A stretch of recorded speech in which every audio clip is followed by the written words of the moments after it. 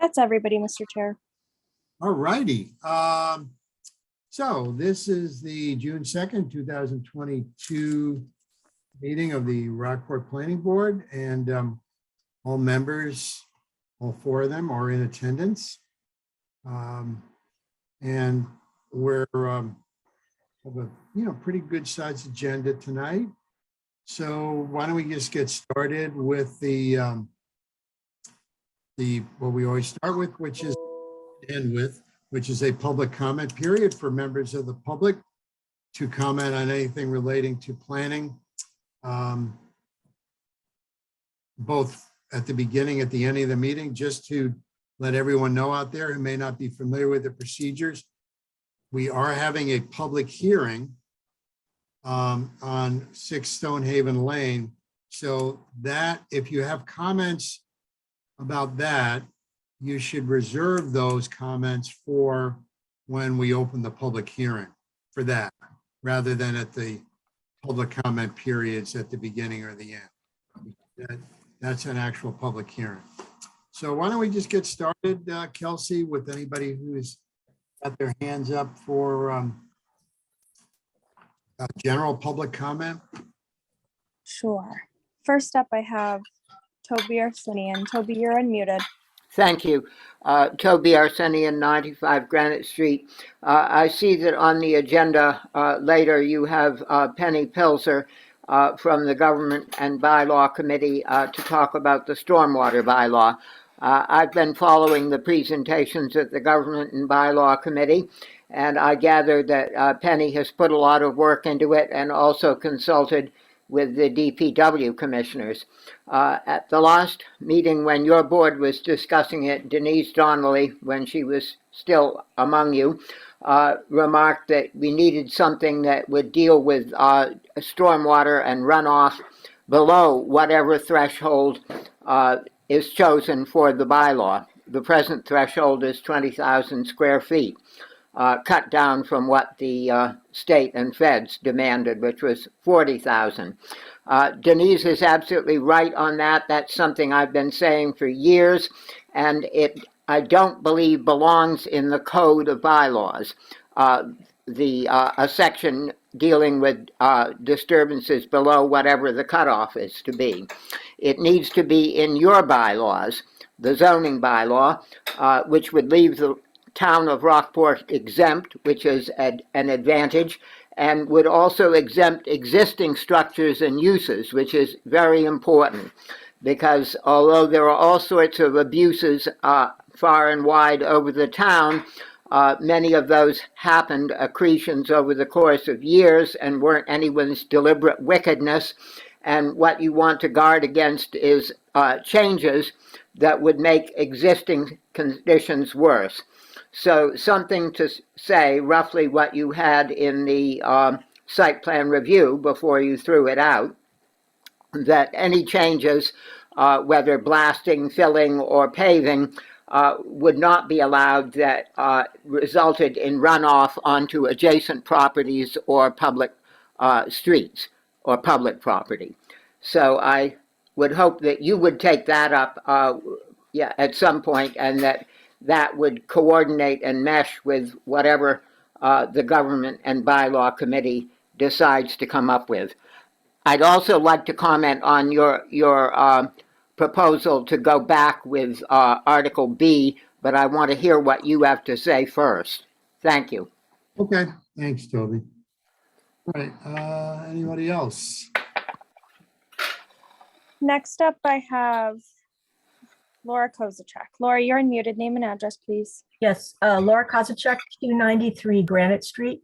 And I just wanted to continue that slightly. I don't agree with everything that Toby has to say, but I'm really glad that he's been attending and has all of those particulars that he's shared with you. My perspective is slightly different. And I think that this is an important opportunity for us to recognize that the Government and Bylaws Committee is primarily dotting I's, crossing T's, formatting, getting things regularized across all of our bylaws. Stormwater is super important to the town, to everything climate related otherwise. And I think we need a threshold that is much much lower than may even be recommended shortly by Penny. I don't know. What we need is a reflection of the lifetime of a project, its future.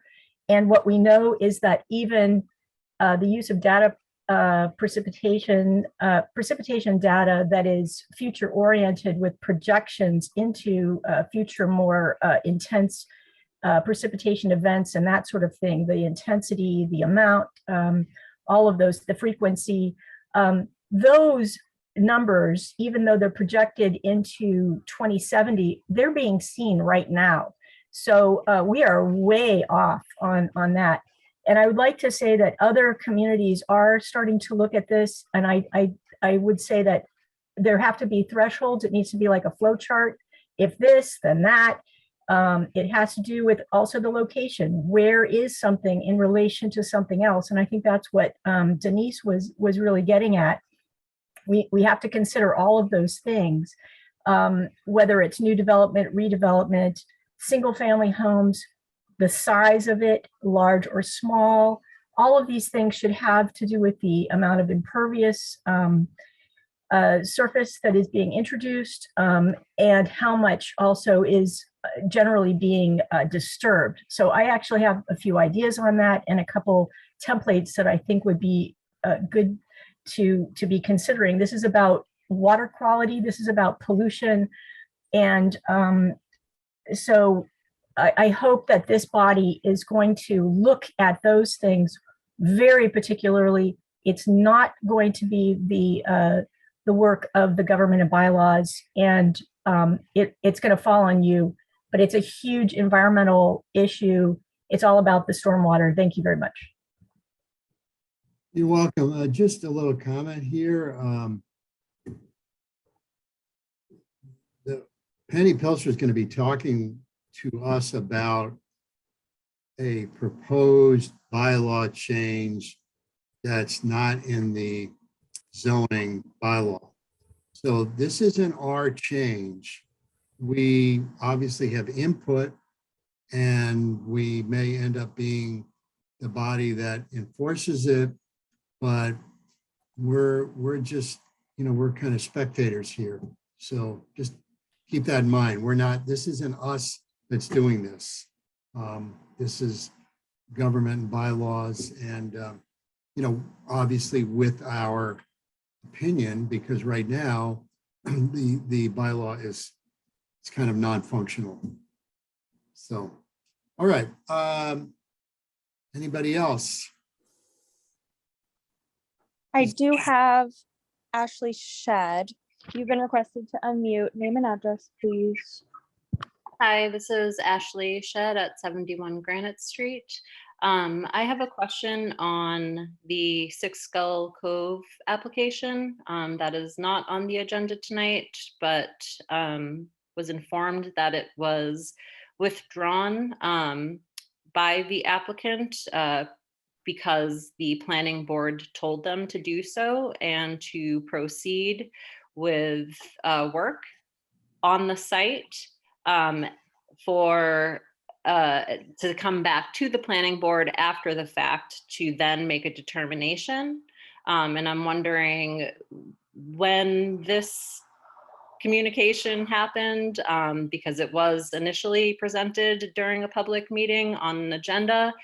So I would think that any of the abutters would have ample opportunity to be involved if that is the case, and that the planning board told an applicant to withdraw something and proceed with work. Well, okay. I don't know what meeting you were at when this happened, Ashley, but we do our business in public, and there was no direction whatsoever to anybody involved with Gold Cove Lane to that there was a recommendation that they withdraw their application. This was their decision to do, not ours. It was theirs. And we made no recommendation of a nature that you're suggesting. If any recommendation was made, it would have been made in public. Well, I did just receive a letter from the applicant saying that they're proceeding with the work, and that they will be removing and clearing the right of way for use of a driveway. And I have the letter from the applicant. All right, I mean, I don't doubt you, but I don't know where that leaves the planning board. Well, I guess I would like to know if work can proceed while there's a pending question of adequacy of a right of way being used as a personal use driveway. I mean, I thought it was with the planning board to make a determination before that. They made an application for the planning board to make a determination as to the adequacy of Gold Cove Lane at that location to be used for, you know, a way and for vehicular traffic. And they made that application and then they withdrew that application. So I don't know what went through their mind or why they made it and then withdrew it. I don't know that, but if they've withdrawn it, which they have, we've got an official communication from their attorney that it's withdrawn, then we don't really have anything more to do with it. Any issue about their ability to improve or not improve this right of way becomes more of a property issue among, you know, I mean, I'm assuming you're an adjacent, I know you're an adjacent property owner. And, you know, that's an issue that it's a private issue. It's not a public issue. You know, they can, if they have the right to improve it without any approval from the planning board, then they do. If they don't, well, then they shouldn't be doing what they're doing. But Well, right, and so I guess the planning board doesn't adjudicate that. We're not in the business of telling anybody whether they can or can't use property that they claim to have an interest in. well, right. So I guess my question is if it was with the planning board to determine if it is an adequate use of, or if it's adequate to use for vehicular traffic, then I would still think that that was something that the planning board would have jurisdiction over based on the grade, the slope, the width, the frontage requirements. So I guess I just don't understand how, if it was in front of the planning board to be looked at for all those reasons, how it can then be withdrawn without any input from the planning board or any other departments. for that. Anybody can withdraw any application that they want. You know, what if they never made an application to the planning board? So then they can proceed with determining themselves if it's an adequate. Oh, no. What we would have determined had it continued is whether this way in its current state was adequate for vehicular traffic. That's the only thing we would have determined. Right. Not who owns, you know, who has rights in it, who has a right to do something and who doesn't have a right to do something. We don't make those determinations. So, Right. you know, so I don't really know what you're saying is that if they never applied to the planning board and then went and did what they apparently are planning to do now, I mean, which they could have done without even applying to us ever.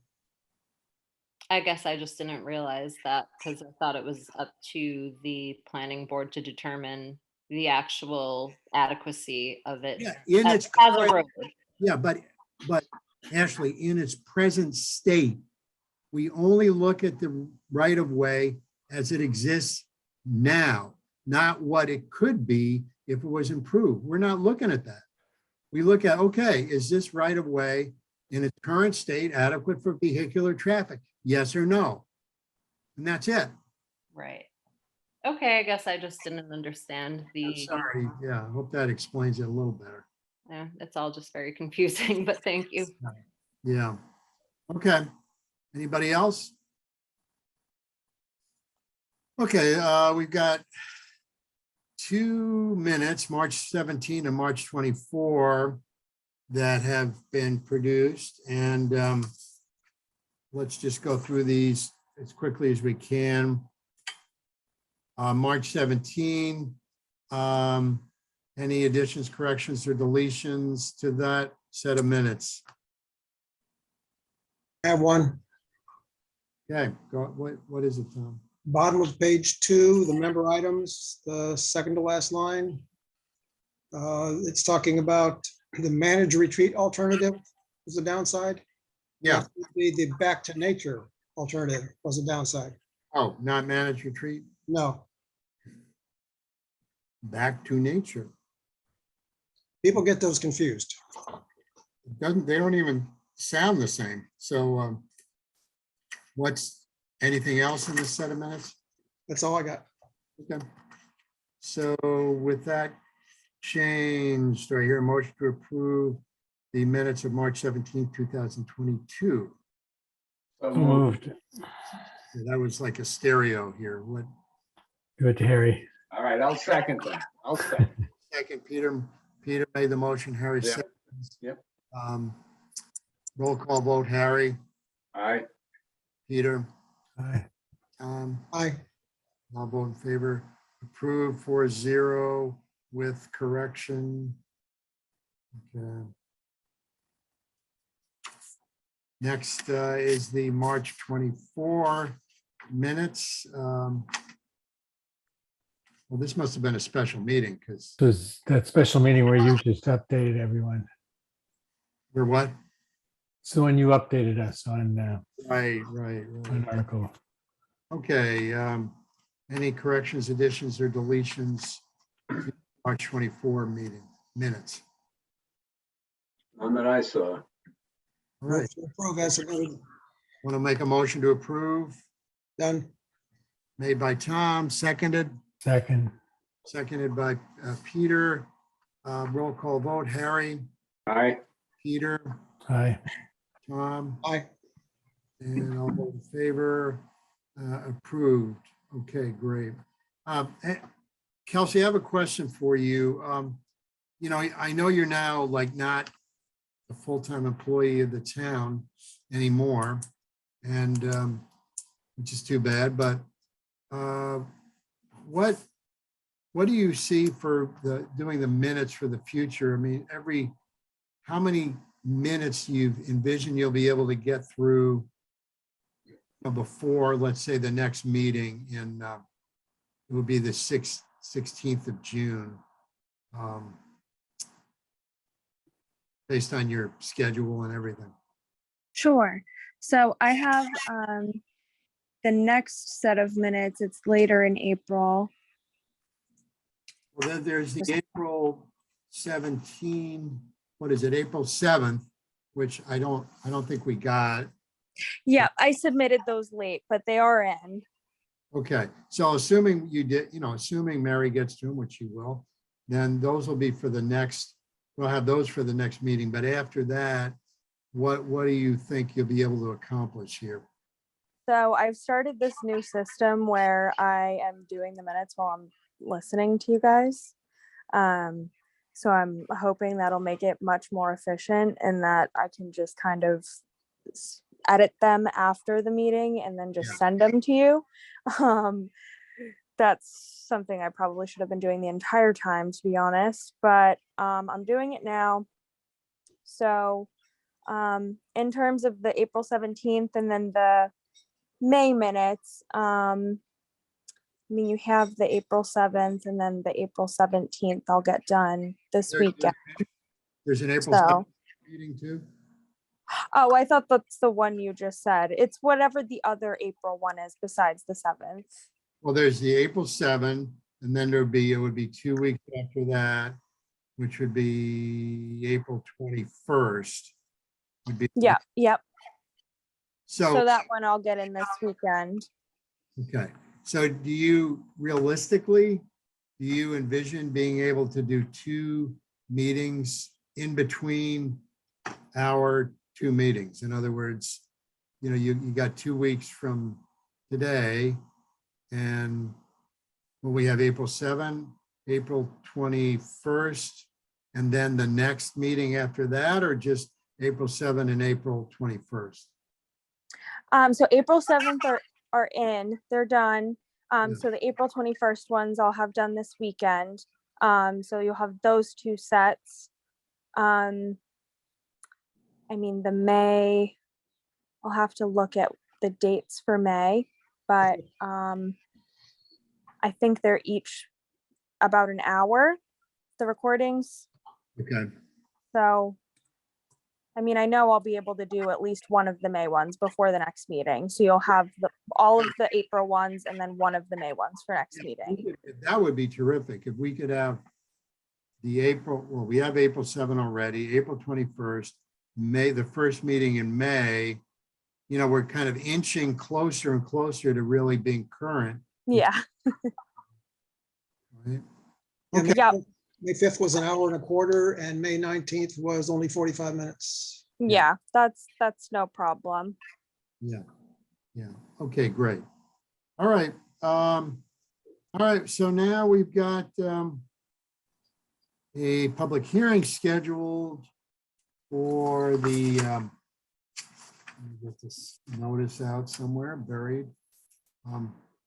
For 6 Stonehaven Lane, and we have a public notice, which was published twice in the Gloucester Daily Times in between, at least 2 weeks before this, within the 2 weeks before this meeting. I'll just read the notice briefly, and we can open the public hearing.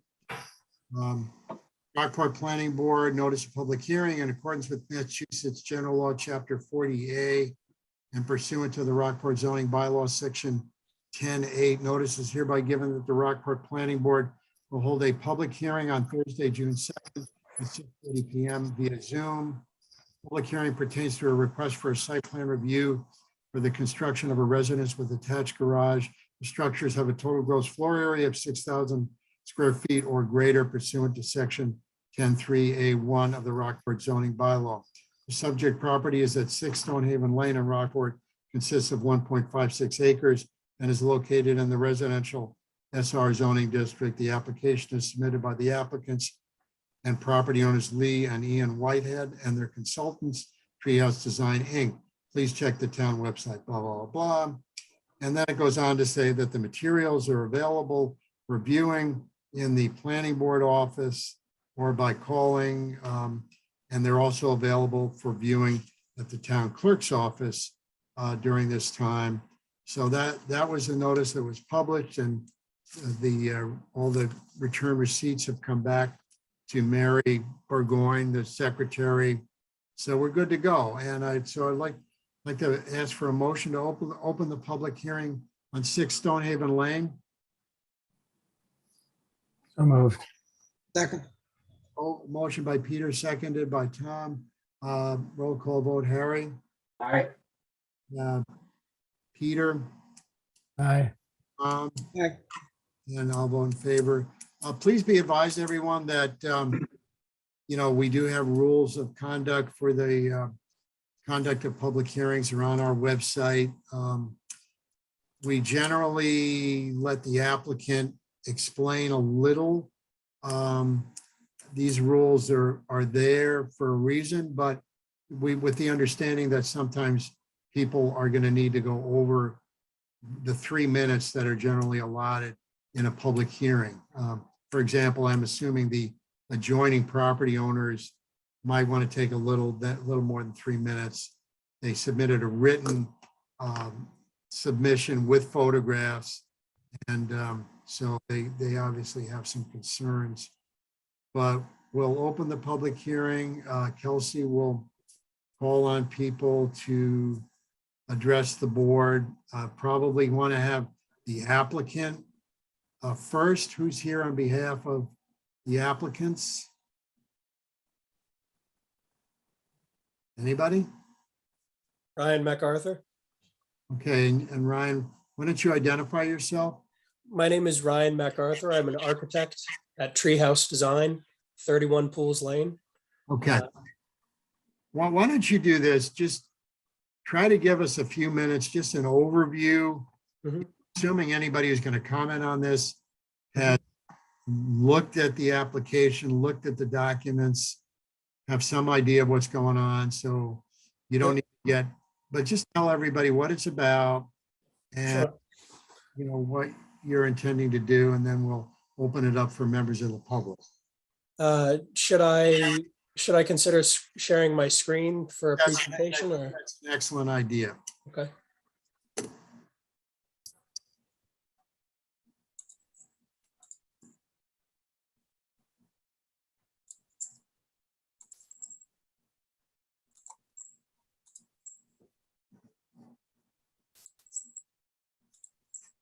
Is my screen visible to the group?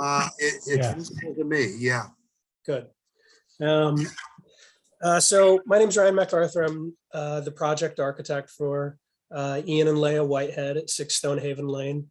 We're also joined tonight by Tim Thurman, owner of Treehouse Design. He's in a different location, but he's here this evening, as are Ian and Leah. There's an existing home at 6 Stonehaven Lane. It was effectively built in 1996. 1,254 square feet. If I zoom in on the drawing, that existing home is, for the most part, very central to where the proposed home is. My cursor is moving around that. Our intent is to raise that building and construct a new high-performance single-family home with a attached garage. We're investing in high-performance and energy-efficient technologies, including double stud walls, high performance insulation, heat pump electric heat, PV solar, as well as efficient appliances and fixtures, all for what we believe is the betterment of sustainability and architecture. It's a 4-bedroom home with the garage and loft living space above the garage. The 4-bedroom home, as it finishes with the garage, the total gross square footage is 6,547 square feet, which brings us here tonight to site plan review. We have confirmed that our zoning aspects are conforming to the Rockport zoning bylaws, and we've talked that through with Paul Orlando. We've confirmed that we are outside of the wetland jurisdiction. The proposal this evening defines lighting, it defines site terrain, and it defines site drainage as key topics to the project. The lighting is really 3 fixtures that are compliant to lighting bylaws, shielded. They're the correct lumens. They've all been tagged on the site plan showing the location, whether it's a wall mount, landscape, or recess fixture. And the specifications have been provided showing that they conform to Rockport bylaws. The site terrain is a dynamic site. Fortunately, where the home is located is a level plateau for the site. When you say dynamic, what does that mean? The perimeter of the site drops away. So here where my cursor is moving is the main residence. And here to the left is the garage. The perimeter of the site, the north property and the northeast property, that has a steep terrain that drops away about 10 feet down to a lower level. So Why is that? Why does it drop away like that? It looks like I made a site visit, and it looks like someone brought in like thousands of yards of fill and just raised this whole site up. Is that, do you know what happened there? we don't know what happened. No, in 1996, it looks like originally there was a home that was built maybe in the 50s or 60s. And then in 96, what stands there today, I believe that was built around that time. It looks, when you look at that embankment, it looks like they gained some level area around the site, around the perimeter of the site, by using boulders to create that steeper zone. So if you look where my cursor is, 52, 50, 48, 46, 44, this grade change was always here, but it was probably spread out more closer to the house. And they wanted to gain some lawn closer to the, further out around the perimeter. So they probably brought in some boulders and created a little more usable area around the perimeter of that plateau. Okay. Our intent on the perimeter of that area is to clean that up. We want to add some soil to it and vegetate it so that vegetation can stabilize the bank, prevent erosion, absorb water. And so that particular area is one that one of the abutters has highlighted as an area of concern. So we have been working with them back and forth recently, and we intend to continue to do that.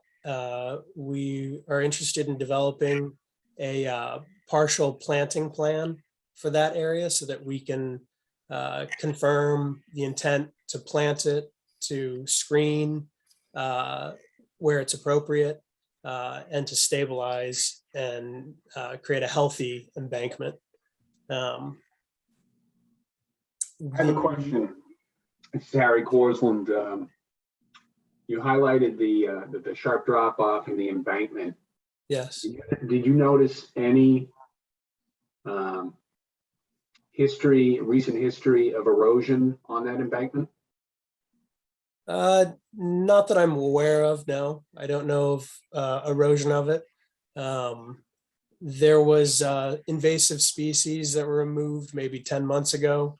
And so as the site gets developed, it needs TLC, it needs to be cleaned up. Yeah. Right now, the site is, I believe the owner has had it for maybe a year or so now, and it needs attention. So our full intent is to make it a healthy site, make sure that embankment is stable, is healthy. Is it unhealthy now? It's just not, it's wild. And I believe there were a whole Should we call the collection of health traces department? of it. What was that? Should we call the health department? No, I don't believe it's that unhealthy. No. Okay, so it's, No. yeah. There is some wetland that's off, not where you're building, but off to this. If there's a drain, you have a drainage plan in there? We do. We have a drainage plan. So John Judd has designed a drainage plan for us, Gateway Consulting. I can jump to that plan. So relative to drainage, our intent is to let surface areas on the ground, whether it's the driveway or the patios, continue to percolate naturally. So the driveway, as it heads up from, if you see my cursor on the bottom right, and then up to the garage, all of that would be washed pea stone. So water would naturally percolate through the pea stone into the soil. All of the stone walkways would be pervious walkways with open joints, letting water percolate through the soil. So then you get to roof drainage. And so the intent there is to collect roof water and funnel it towards a resource like a rain garden, which is a containment, a naturally built containment zone that is planted with species that enjoy high levels of water. And then that water slowly percolates into the natural soil. So I'm sorry, that rain garden is. So here is the garage is here. The Mhm. rain garden is proposed on the lower level. We dug a few test pits on the upper level, and with the engineer determined that upper level wasn't as suitable due to boulders in the soil and compacted soil, and that this lower level, if we build a rain garden down here, it was a healthy place to collect water and let it slowly percolate back in. So one of the other features that's associated with this is the interest to be able to safely get from the upper level of the site down into this lower level. And so the current pitch of that rim of the site it's steep and it's a little tricky to navigate. So we'd like to, in the construction of the rain garden, particularly behind the garage, we would like to adjust the contours so that you could have a walkable path. Nothing too extravagant, but just a ability to have foot traffic go down and do it safely. So the rain garden was an additional item that the abutter mentioned to us that they were interested in better understanding.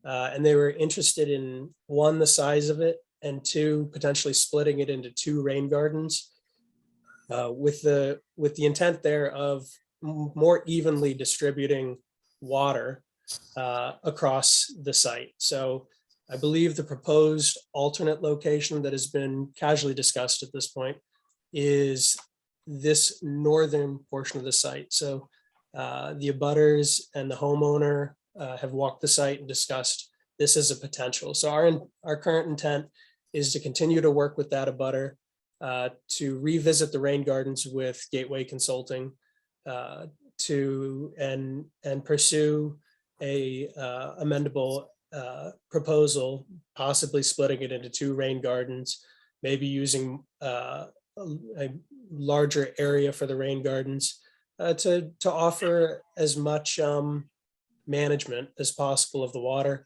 and more even distribution. So the recent concerns that were expressed are ones that we understand, we take seriously, and we have the intent to work with those neighbors to adjust the design and find a solution that Where are the neighbors located that you're talking about? they're not shown on this site plan, No, but but their where home would they is be? right here. They're north. So right where your cursor is there? Yes. Yep. And is the, this, you have a building setback, okay, that's your boundary right there. Yes, we're quite a distance from setbacks. Yeah, okay, yeah. So when you say, I mean, rain garden is kind of a, unicorn kind of phrase. I mean, it's like basically where the drainage will go off the property, go into the ground, is that it? No, it's sometimes people will pipe water to daylight and water just spills right out. And maybe they put some riprap or some gravel around, and that often causes erosion. That's bulk surface water just being spilled right onto the surface. And so that is not the intent. There's a detail up here I can zoom in on that should be helpful. So this image here, you can see that the grade on the right, if you follow my cursor, is higher, and then it slopes down and it creates a bit of a well or a depression and then back up. And so this area of raised soil, it basically has 12 inches at the very bottom of crushed stone. It then has 18 inches of sand. And then atop that, it's planted with soils and species that thrive in wet conditions. And around that is a rim of higher soil. So as water gets released into the rain garden, it stays in the rain garden. It stays, it's like a mini wetland or a mini pool. It creates habitats, it holds onto the water, and then the water very slowly disperses out and into the natural drain. So it prevents erosion due to runoff. So if you're just piping right out to daylight, that surface water would erode the adjacent soil. This solution creates a feature where the water is held and slowly infiltrates into the adjacent soils. So these rain gardens are designed for the once a decade, 24-hour rain event. And so with the idea that the neighbor's interested in maybe spreading out another one of these, having a more area of it, we're open to that. We're fine with that. Brian, does that perforated pipe run anywhere, or is that just sit underneath there and kind of provide an empty volume? The pipe gets hard piped from the roof drains of the house across the site and then ends at this rain garden. So all the roof water from the home that's being collected goes to the rain gardens, fills the rain garden, and slowly infiltrates into the adjacent soil. So these rain gardens, they sound like a unicorn, but they are proven solutions for water management. They're often used in commercial sites. So you drive around certain heavily developed commercial sites and you'll see areas where there's planted in lowlands, and those are often large retention areas for water management and allowing them to slowly percolate back in. So well, I don't want to jump ahead here. Let's just Is there anything else you want to tell us about right now, or should we open it to, comments from the public? And then what I'd like to do, Ryan, is let's get some comments. And then you, rather than addressing each one as they come in, maybe make a list of what they are, and then we'll talk about, you can maybe address each one of them. Yep, I can make notes of any questions and then follow up. What with you're- each one of From what them. you're saying right now is that it sounds like this plan is not a final plan at this point, that there may be modifications to it. We felt the plan was final, and just last week, the neighbor expressed concerns, and we and the clients, the Whiteheads, want the neighbors to support the project, not just here, but as good neighbors. So that dialogue that we're having with them is happening naturally as well as part of this. So yes, our intent is to work with them to update, make some minor revisions, and make sure this project works for the Whiteheads as well as the neighbors. Okay. Why don't we let some other people speak? Thank you. You're welcome. Thank you for your presentation. Please be in mind, anybody who's speaking, we do have some time limits, so let's not let's get to the point. So Kelsey, is there people with their hands up here? Yes, I see. First up, William Pisano. If you could just state your name and address, please. Okay, you. This is Megan Pisano and William C. Pisano. We're right below this property, What's your address, Mr. Pisano? 32R Marmion. And Sorry, I'm having a hard time hearing you. What? 32R Marmion Way.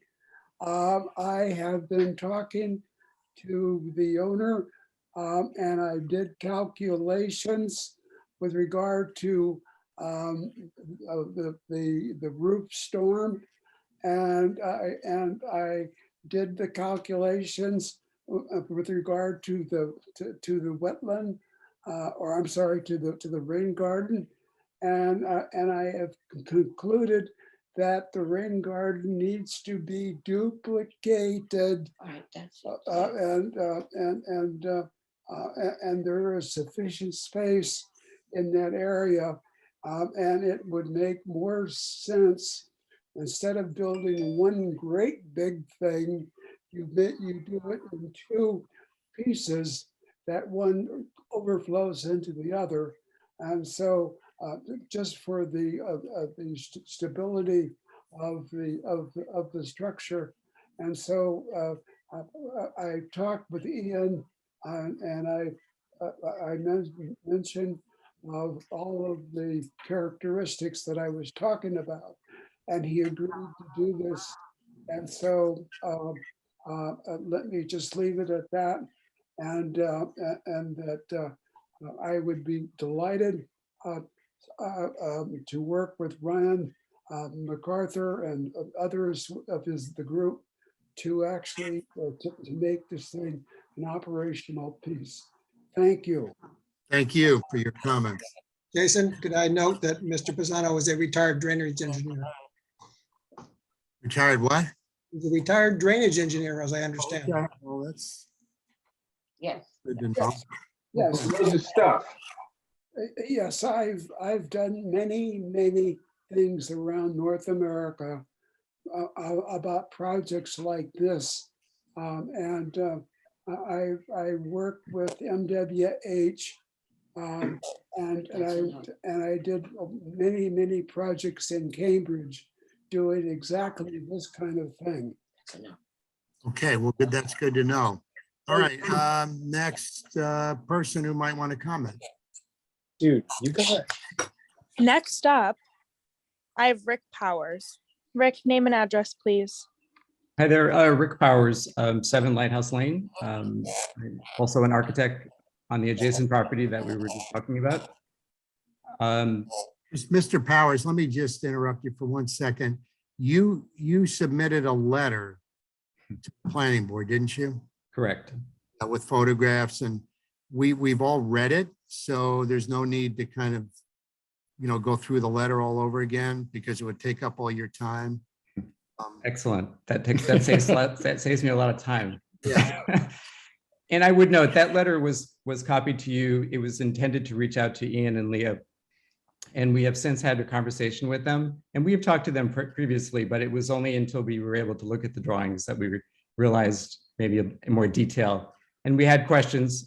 As I mentioned in the letter, we understand our property quite well because we're building a house there actively now. And we've gone through the same process about 18 months ago. One point that I did want to make that has not been talked about tonight is that the size of the house relative to the current roof that's there now, it calculates out about 5 times the volume in terms of the roof area, which is not insignificant. But I only raise that in the context that there is currently water that will run off the site over our property in a heavy rain event. And that's happening today as is. And the big concern that we had is when we saw the location of the current proposed rain garden, that rain garden is in the area where we see surface water running. And my concern is that it would cause water to be redirected closer to our property, or even potentially, cause other drainage issues. So that was one issue, but we are confident. We had a good conversation with Ian over the weekend. I appreciate everything that Ryan was just saying from Treehouse, and that we want to work together to come up with a solution. I think Ian and my partner Steve and I had in the conversation last week, it became very apparent that we're very passionate about the property, both Ian and Leah and ourselves. And this is really a special place that we all want to protect. So I'll leave it there. I would like, to the board and to the planning board and to the design team and Ian and Leah to talk about process and maybe what would happen next. Okay, thank you.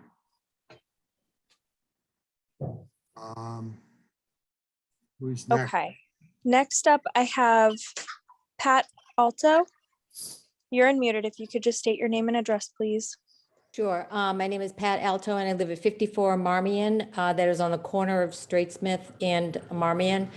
And my question, I'm not sure if this is the right forum for it, but I'm going to ask the question anyway. What is the timeline for this project, and what is the traffic route for the construction vehicles and that type of thing? Well, wait a second. Who are you asking? I'm asking The other Treehouse. applicants? Are you asking? I'm asking Treehouse would know that, wouldn't they? Wouldn't Ryan know that, or the owners?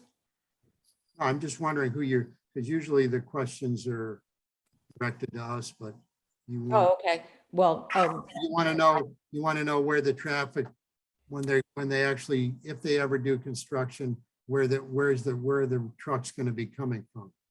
yeah, where the truck's going to be coming from, and this is a very large project, so I'm just trying to figure out how this is going to impact the neighborhood. That's all. And maybe this isn't the right forum for that, but I thought I'd throw it out and either get it answered or not. Well, I mean, that's a pretty straightforward answer, where the truck's going to be going, if anybody knows at this point.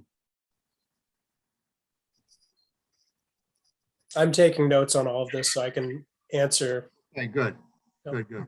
Okay. All right, your question will probably be answered. So, anybody else?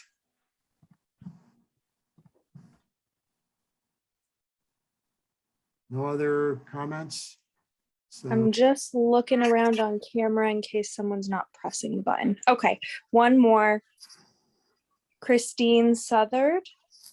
You're unmuted. If you could just state your name and address, please. Sure. My name is Christine Southard and I live at 33 Straitsmith, which is right on the corner of Marmion and Straitsmith.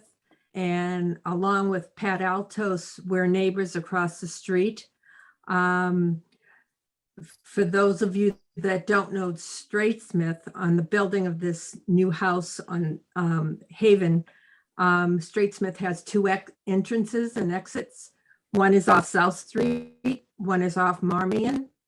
The one off Marmion is much narrower to get up to this new house being built. And on Straightsmith, it is a wider access on Straightsmith. We have just witnessed the house being built on Lighthouse Lane, which is a very small dirt road too. And the amount of dust and potholes that exist, tree overhanging, and our two houses, Altos and Southard's, are really close to the street. So I'm a firm believer that Tree House will take into consideration when building this house as they built our house. They're a wonderful builder, but I am concerned about the traffic, the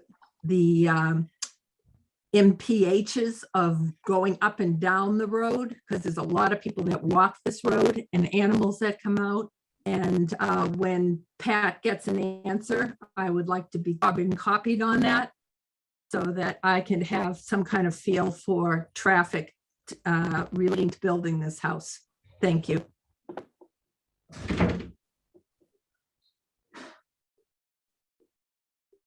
Okay, anyone else? Okay, I have another person. Next up is Toby. Toby, you're unmuted.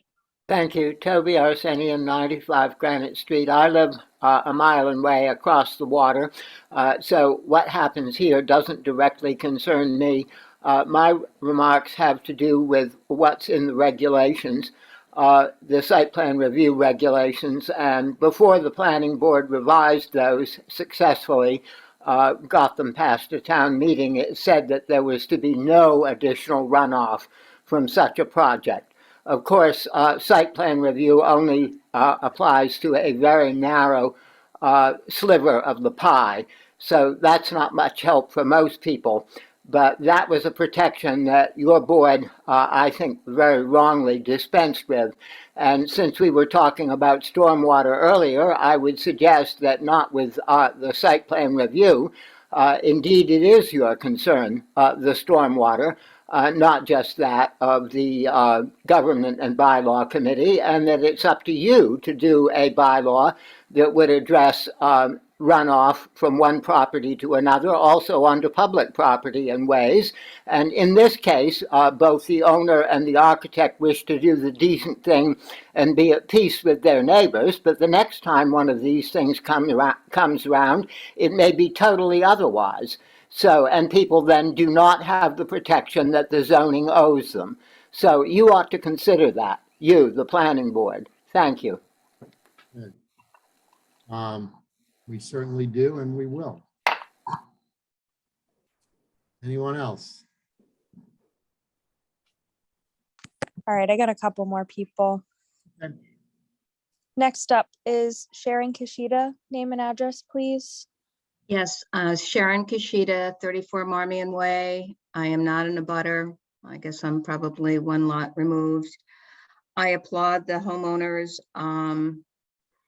plans to build a sustainable house and hopefully have low impact on this beautiful place we call home. I am a little alarmed at the scale of the house, and I would echo the concerns whichever way these trucks go. It is a lot of weight on, it's going to be a lot of weight on Straightsmith and a lot of weight on Marmion. And yes, we are blessed to live here, but there is just an inordinate amount of construction trucks that traverse this neighborhood. Thank you very much for the opportunity. Hey, you're welcome. Next up, I have Dorothy. Dorothy, you're unmuted. Name and address, please. Dorothy Marshall, 68 Marmion Way. And I am, like most people, a lot of people here, I am concerned about the traffic on Marmion. I live at 68 Marmion, and to the right of me, in the past 8 years that I've lived here, there have been 11 houses built or totally renovated. And the house across the street from me took 2 years. So I am very concerned with the impact that it will have on Marmion Way. Yeah, That's a big concern, no question about it. Anybody else? Next up, I have Laura. Laura, you're unmuted. Yeah, Laura Kozacek, 293 Granite Street again. So this is very interesting, and Ryan, I applaud the collaboration with the hydraulics specialists that you have there in the community to assist designing and allocating this. But I do wonder what kind of guidelines are you using to size these things? I know you're working in different communities. You are probably under greater scrutiny on these kinds of things in other communities. I appreciate the rain garden idea for bioswale or retention, but how will these be designed in a way that do meet the requirements that will be necessary for really maintaining all of the rainwater on the property for the lifetime of the property? I just wonder if you would be willing to address that, and I'd be very interested to know, Ryan, if you could say at the end which precipitation data you tend to use, and if you are using NOAA Atlas 14++. That's what I'd love to know. Thank you.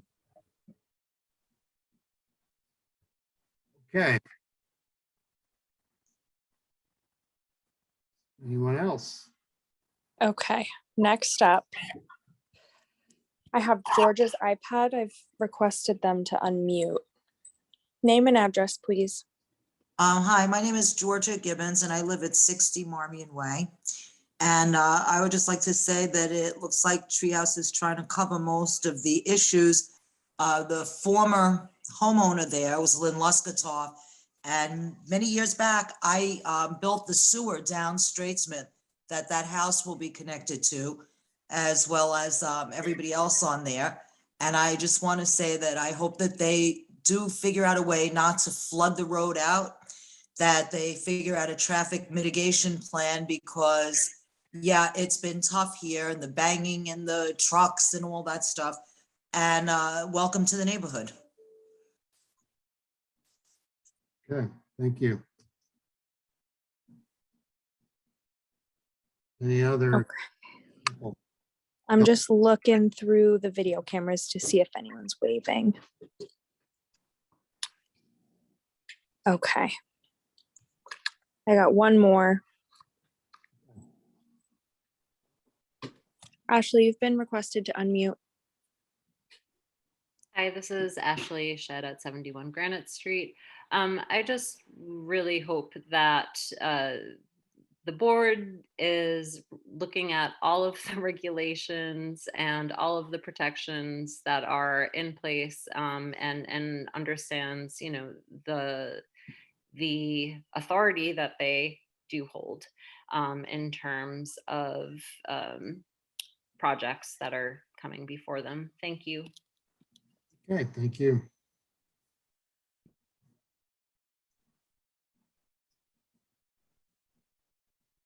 All right. Okay, that looks like everybody, Mr. Chair. Thank you.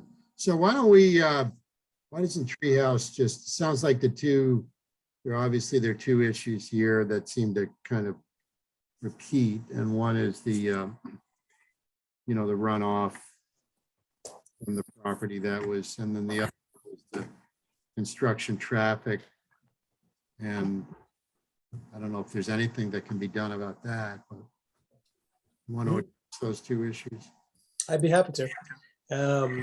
So both Bill Pisano and Rick Powers had similar comments about the size of the rain garden, the location of the rain garden, their direct abutters downhill from this house. And so Bill sounds like a fantastic resource that I'd be excited to talk more with and collaborate with on the design of the rain gardens, improvements to them, separating them, making sure that we have the right size going into the future. So I hope and look forward to working with both Bill and Rick, as do Ian and Leah. There was a collection of questions that were associated with traffic and construction timeline. A home like this is, if we do our job right and we pre-plan it and get our ducks in a row, it's a 10 to 12 month build. We're fortunate that this house is accessible from the upper end of Straitsmith. There's not much benefit or reason to be entering the site from down on Marmion, unless some of the guys are interested in a beautiful ocean view. The most immediate way for them to get to the site and from the site is from the upper end of Straitsmith. It's larger, it's wider, has better access. There's no benefit to going down to the bottom of Straitsmith and onto Marmion. So as both the designers and builders, and hearing the various comments from the community, that's something that we take note of. All of our subcontractors are people we've been working with for quite some time, and they're local as well. They live in Gloucester. The majority of them live in Gloucester and Rockport. They respect this community. They value this community. So we want to be taking any steps we can to make sure that we cause as little disruption for the neighborhood as possible. Just a personal observation on that. We have neighbors where I live who we're very fond of, and the contractor who we know well. But the bottom line is, Ryan, and you know this as well as anybody, there are going to be some very large trucks going in and out of that property for a long time. And it's going to take its toll on these very small roads. There's no question about it. So that's a given. I don't know, but that's not really something that we're dealing with here right now. So but it's going to happen, you know. So yes, it is the nature of construction. It is disruptive, and it's challenging for everyone associated with it. Treehouse really only does our work here in Rockport and Gloucester, and so we take a lot of pride in what we do, and we do try to take care and be respectful of the community we're a part of. So, you know, all I can say is that we'll do our best, and we're simply trying to do healthy work in this community. okay, did you want to address anything else, or So, like you're gonna, just to cut it short a little, it sounds to me like you're not done with your site plan. You're gonna be revising this and coming back to the planning board. It's what I'm gathering. that's accurate. We're going to update the rain gardens, working with Bill and Rick and Steve. And we're going to look at some planting along that northeast embankment abutting Rick and Steve. And we will share as quick as possible, hopefully next week. We will be sharing new documents with you that we've reviewed and confirmed is successful with the neighbors, all with the hopes of being reviewed and approved at the follow-up hearing in 2 weeks. Okay, so why don't we do this? Appreciate you cutting to the chase here, Ryan. Unless anybody on the planning board has a different view, let's keep the public hearing open, because we're going to be getting new set of documents. And if we get them timely enough, we can continue this public hearing at our next meeting on June 16th, I believe, with revised documents. But, also by keeping it open, we give members of the public a chance to talk about the new stuff that may be presented. So why don't we do that? Is there anything else anybody on the planning board wants to discuss with Ryan, other than what we've already talked about?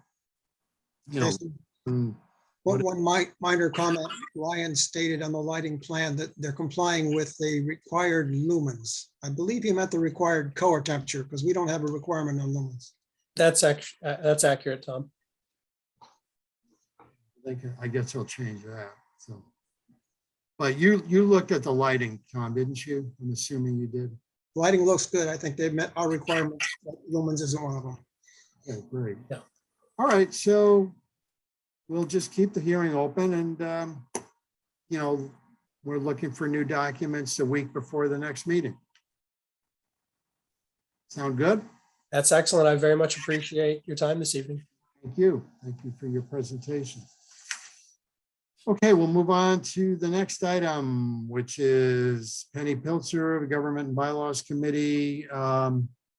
There was, I did circulate a memorandum from the Government and Bylaws Committee, and attached to the memorandum were, you know, basically some red lines of the town bylaws, most of which really didn't apply. I mean, they're interesting to read and see what proposed changes, but the one that applied to us more than the others was, you know, the stormwater management, which was pretty significant for us.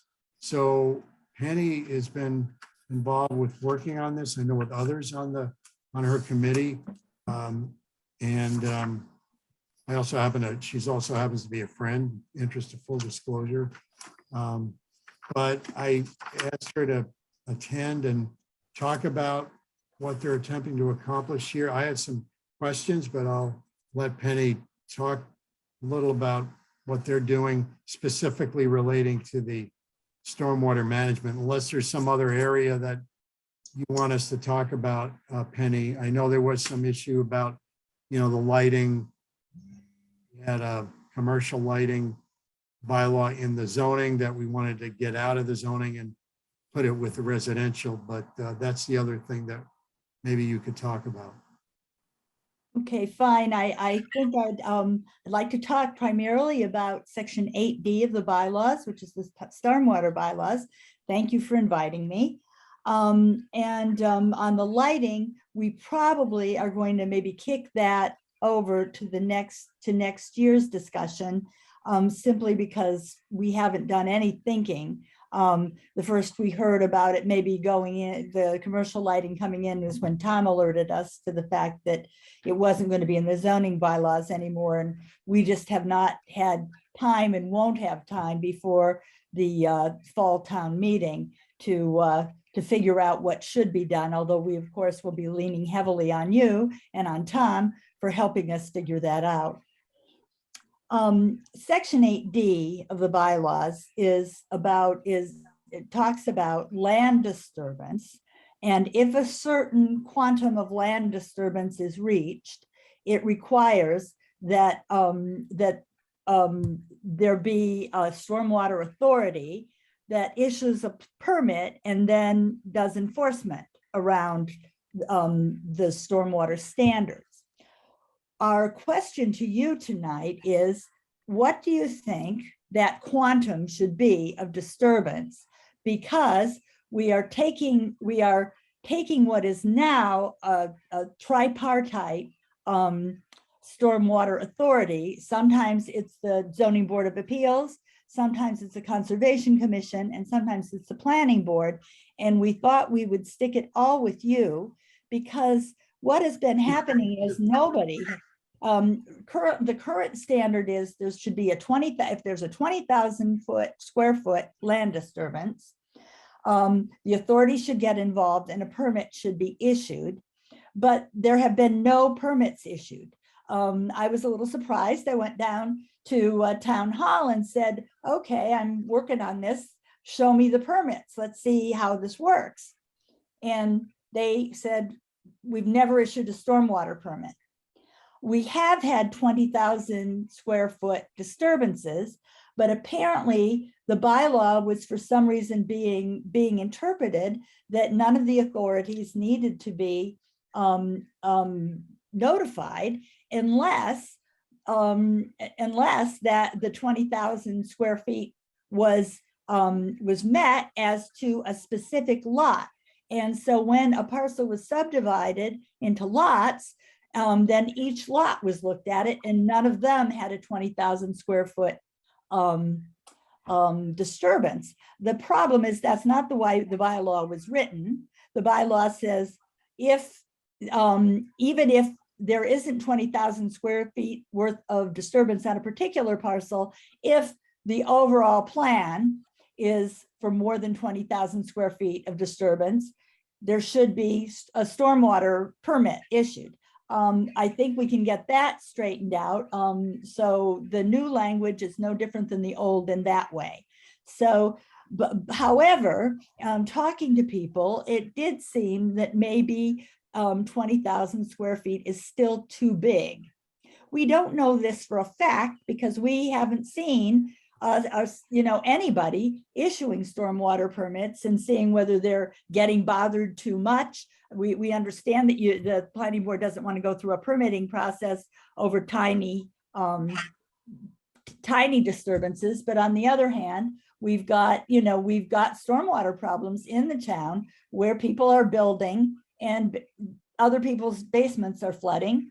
And there should be stormwater permitting in a lot of those situations, and there haven't been.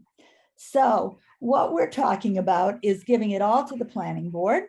That is kind of the decision of our committee, that the planning board is in the best position to be doing this. We've talked to DWP, who has said, yes, we know we're going to have to make personnel available to the planning board.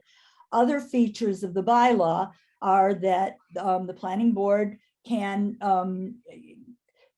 employ an expert at the disturber's expense. And there is a provision, has always been, for the posting of a bond or a guarantee against the permit. But kind of our first question is, how big should that be? Lori Kaiser, the chair of the committee, and I were talking to Aaron DeCillo, and Bob Craig yesterday. And when we were talking about it, they seemed to think, and we had thought, kind of when we got together with the ad hoc water committee and some other people, that maybe the right place to start is a disturbance of 7,500 square feet. The reason for that is that is the average kind of disturbance on per lot when there's a development, according to DPW. And they also thought that probably because of the ADUs and the likelihood that there will be some building around ADUs, we might want to make it 7,500 square feet, or, and Jason, I had it wrong this morning when I talked to you, or 30% of the lot being disturbed. And that might be a good place to start. We are aware of Natick and some other towns. I don't know whether, I did send along at one point kind of a little chart I have of other towns, which are kind of all over the map on how much disturbance. Like it's everything from 2,500 all the way up to an acre. So, but the trend seems to be going smaller and smaller for needing a permit. And Natick has kind of a two-step thing. You've got something where you've got to notify the planning board as part of your site plan. But then if you reach a bigger amount of disturbance, then you would need the permit. We were inclined to just say, let's just start with the permit. And if it's not working out for the planning board, they can come back to us and tell us that that it's not working, and we can have something ready for the next fall meeting. So that's kind of where we're sitting right now with 8D, and I would be very interested in your thoughts. I have a question. And I'm not, you don't need to give me an answer now, Penny, but just, I don't know how this will come to us. Right now, we have certain channels where things end up with the planning board. And one of them is, for example, with site plan review, would be the application is made, it goes to the building inspector. The building inspector says, oh, your you know, for a residential, you're over 6,000 feet of gross floor area, you've got to go to the planning board for site plan review. Then they come to us. We have also an ANR, approval not required, where someone wants to divide a lot into, let's say, two parcels. Both parcels have frontage on a existing road. There are really no issues. That comes directly to us. It doesn't have to go through the building inspector. And the last thing is if there's a subdivision application, which I don't think we've had for years now, a subdivision application comes directly to us. So those three things, the two of them come directly to us. One of them comes to us through the building inspector. So how does someone who wants to do something, they have to obviously figure out what kind of disturbance they're going to be. Someone's got to figure that out. Okay, am I going to be disturbing over 7,500 square feet or under, or over 30% or under? And then what do they do if they realize, oh, yeah, it's over 7,500 square feet? So what do they do then? Or if there's someone unscrupulous and they're actually over 7,500 square feet, but they don't, well, okay, we're only over by 500 square feet. We're not going to go for a stormwater management permit. How does anybody get them on their radar? How do people get on the radar now for needing a site plan review? Well, what happens is they go to the building inspector with plan because they need to build, they need to show him the plan to build the house. And he would tell them by looking at the plan and the size of the structure, you're going to need site plan review. You're going to have to go to the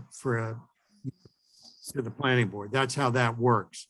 So I'm just thinking of a mechanism for this to come to us in a way, in a way that we're not going to miss it, or they're not going to miss us. See, I mean, I suspect it's going to be sitting down with the building inspector and saying, here's the law now, and making it clear that it also, even if it's spread among a couple of parcels, if it's 7,500 square feet, then you're going to have to start talking about a stormwater permit.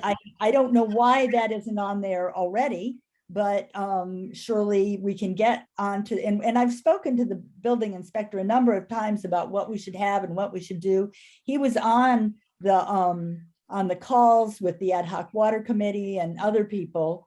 So he knows what we're thinking about now. And I guess it's just going to be a matter of communicating clearly what's there and in what circumstances he's got to get in touch with you. It makes more sense to me to be in the site plan review because it's just it's no different than figuring out the area of construction, the area of site coverage, the area of open space. Yeah. Just one more trigger. So maybe what we need to do then is to, well, this is interesting because this kind of is the overlap between what you're doing, Penny, and what we have is there might be another criteria that needs to be in our site plan review that relates to disturbances. I'm just thinking out loud here, but somehow to get people to realize that they've got to, this is part of the permitting process that they have to go through. And I guess it would be really through site plan review that we'd end up with this. Yeah.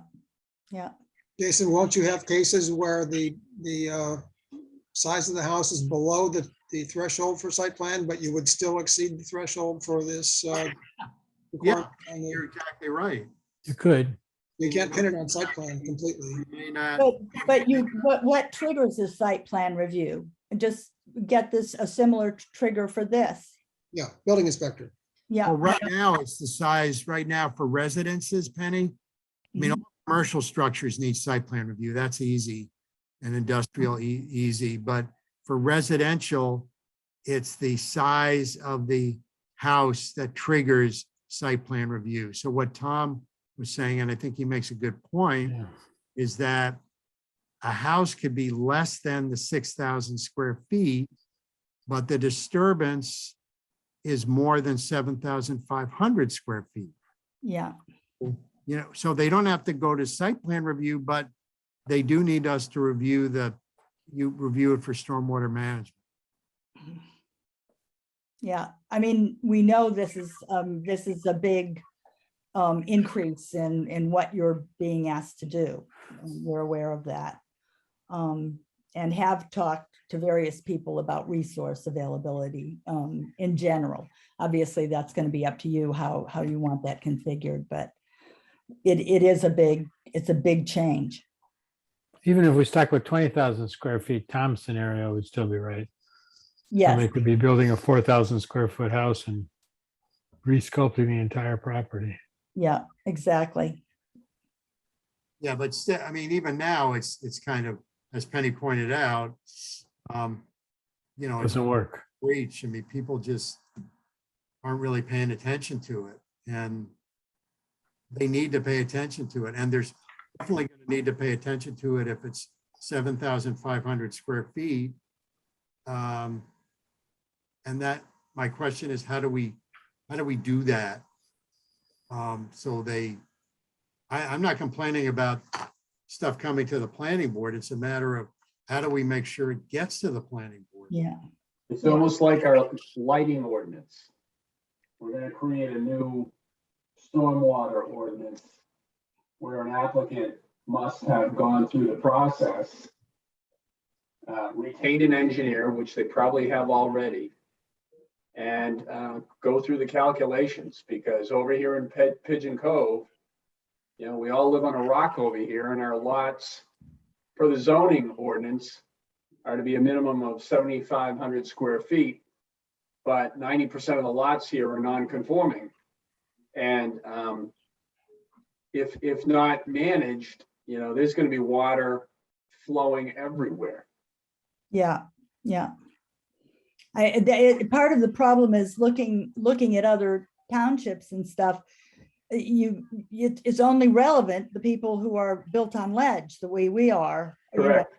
Yeah, it's And not all parts of town are built on ledge. So some parts of town will be able to handle stormwater in some volume, and other parts of town can't handle any. Yeah. Well, I guess the question you're asking is, what do we think of the 7,500 square feet and the 30%? Alternatively, the 30% of the lot size? Yeah. I mean, I don't know enough to know whether it's good or bad. It sounds good. I don't know if it has any direct relevance, quite frankly, to some places. I would argue for the square footage versus the percentage. If we determine that there's some square footage that affects water flow, just because you have larger property doesn't mean you should disturb more without anybody checking. Well, it would kind of be both is what we were thinking. Oh, You know, that it would be. Whichever is bigger or smaller. It could be, if it's bigger than 30% or bigger than 7,500 square. Okay.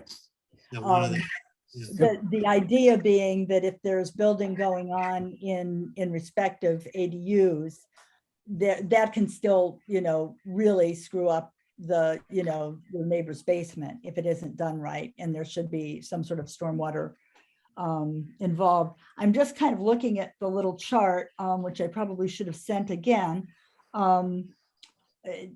We've got, as I say, it's all over the map, but Brewster is, you know, but that Brewster is mainly sand, I think, but they're 2,500 square feet. And I'm just looking for Ipswich.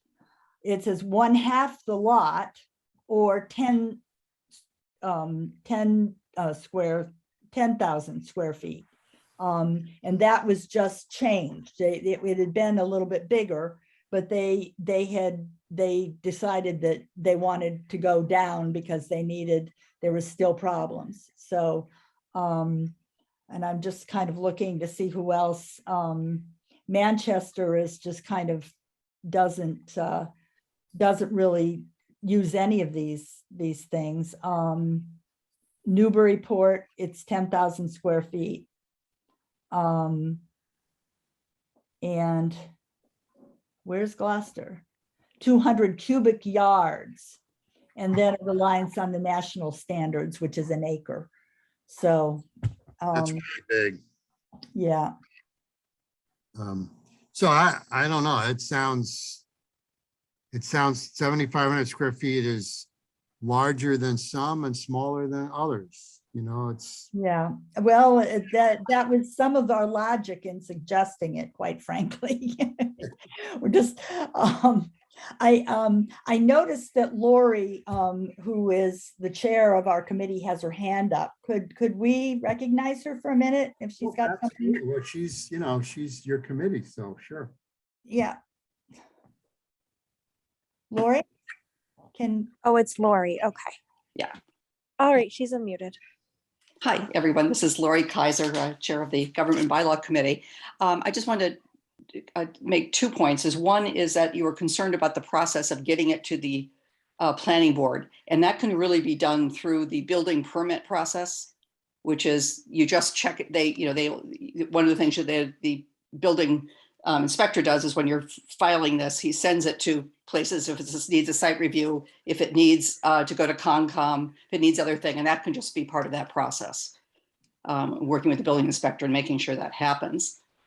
And the second point I wanted to make is we have talked the 7,500 and the 3,000. I mean the 30%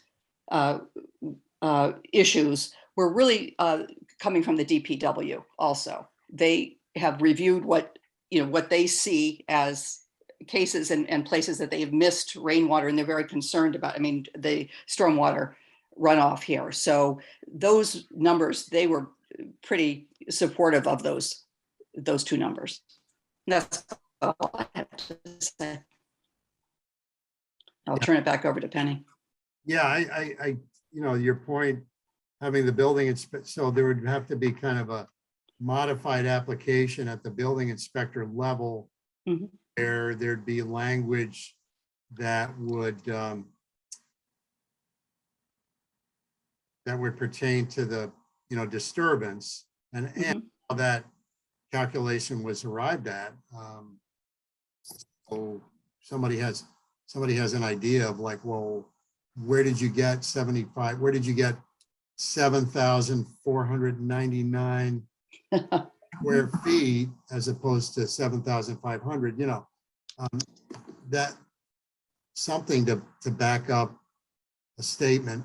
And this doesn't have to be resolved tonight. Obviously, you got to do here, but that's something that, in terms of your bylaw, I would think that might be something you'd want to include in the bylaw for this particular matter. Is the administrative process, piece of that, how that would work.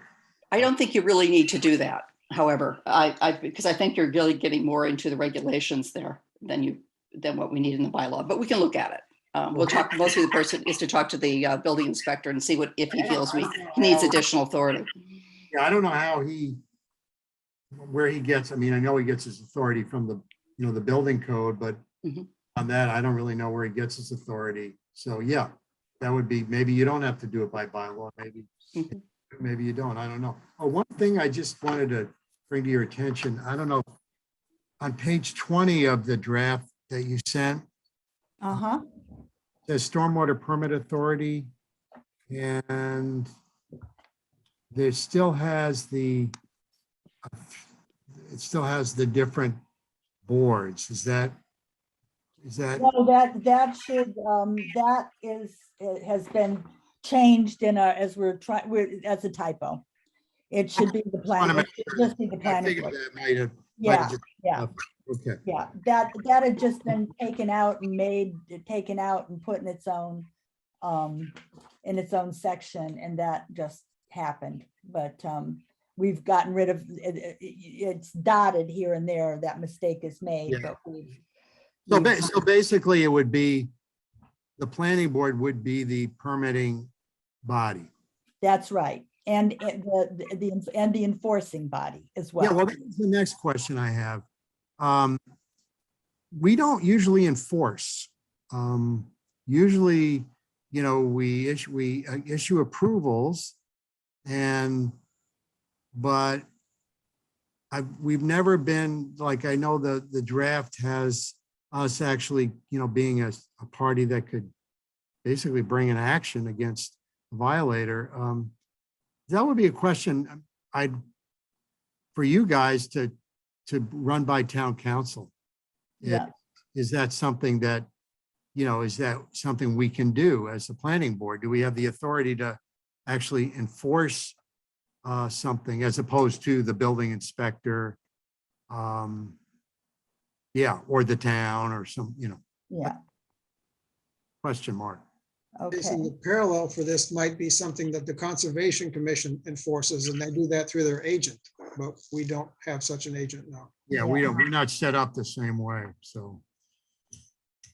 Other than that, I mean, did you want to talk with us more or just run? I mean, to me, the dimensions sound fine.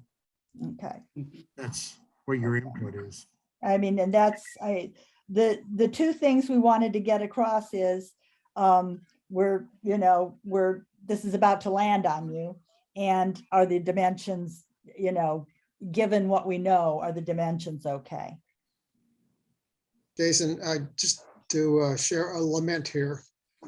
I wish we could be more sophisticated about how we handle this. It's not practical, but ideally you'd want a hydrological survey for each project. And that each project is going to be different. We already mentioned that it depends on the soil type. It also depends on the topography. It also depends on which direction. I mean, you can take a worst case and take the square footage and say, let's assume in a 10-year rainstorm, it all flows downhill onto one abutter. That's one kind of worst case, but that certainly doesn't apply to everybody. Yeah. We're assuming also that all disturbed soil is a problem. Yeah. I mean, I guess I'm in favor of a smaller number just as a trigger to make somebody take a look at it, whether we do it through site plan review or Conservation Commission. But sometimes disturbing more is part of the solution. Yeah. Sometimes disturbing more is a problem. They could be making a huge rain garden. Right. Oh, look, this number is just a trigger. It doesn't. Right. That's why I'm okay with That's all smaller. it is. It may result in, some significant modifications, or it may not, depending on the site, the soil, all that. But this is just, you need to have a trigger so when it's going to be taken, someone's going to take a look at it. Yeah. I share Tom's concern about, once we get in charge, it's almost a liability that we are then guessing whether this is improved water flow or not based on our ability to read contour plans. Well, no, we've got, we have the ability to hire consultants too. Yeah. That's really important here because we don't have the expertise. Yeah. We also have to balance that. I heard someone tonight talk about no water goes off the property and that no additional water goes off the property, which I think is where we are or where we should be. Well, it's to minimize, I think the site plan. To minimize additional runoff. Yeah. It doesn't say no runoff, it says minimize the runoff. So that's difference in language. There's a lot of talking about the Massachusetts Stormwater Handbook. Yes. Which is very detailed about all the different ways that you can go about, what the best practices are and so on. to minimize runoff and to minimize the problems of stormwater runoff. So, I mean, there's a lot out there. There's an incredible amount out there. But anybody who's going to be building then will have to get somebody in to talk to them about what they're going to do with their stormwater.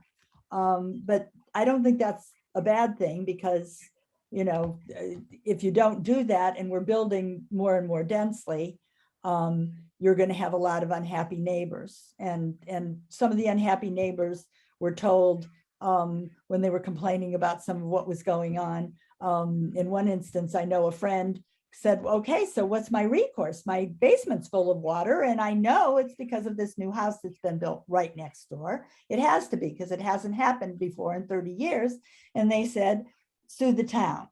And there has to be a better answer earlier than sue the town, you know.